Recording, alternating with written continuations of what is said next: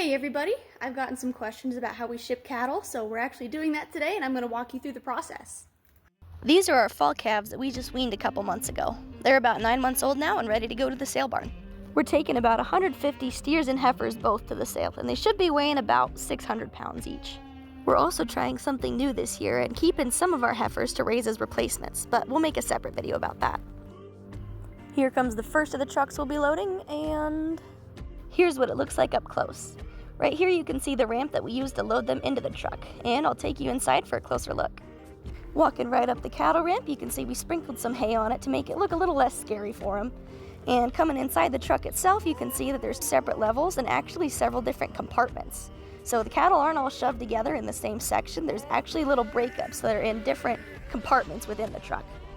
And you can see that there's a lot of slats along the sides to allow for ventilation in there so it doesn't get too hot for them. We also have a grooved floor so they're not slipping around while they're standing in there.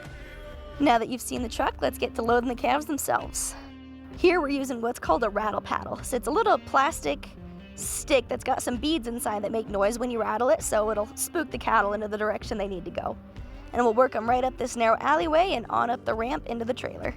We don't typically move the cattle all at once. We take smaller groups so that it's easier to manage and we can get them into the right amount for the different size compartments within the trailer.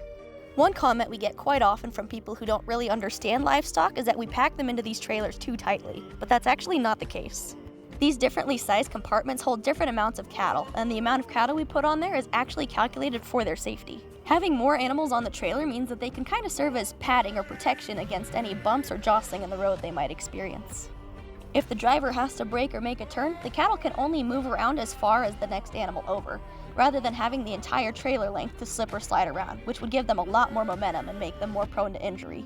So having more animals actually keeps them safer on the trailer.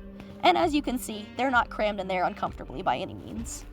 And with that, away they go, off on a short trailer ride to the sale barn, where they'll spend the night getting fed and watered and just resting up, getting ready for the big sale tomorrow. Thanks for tuning in. Until next time.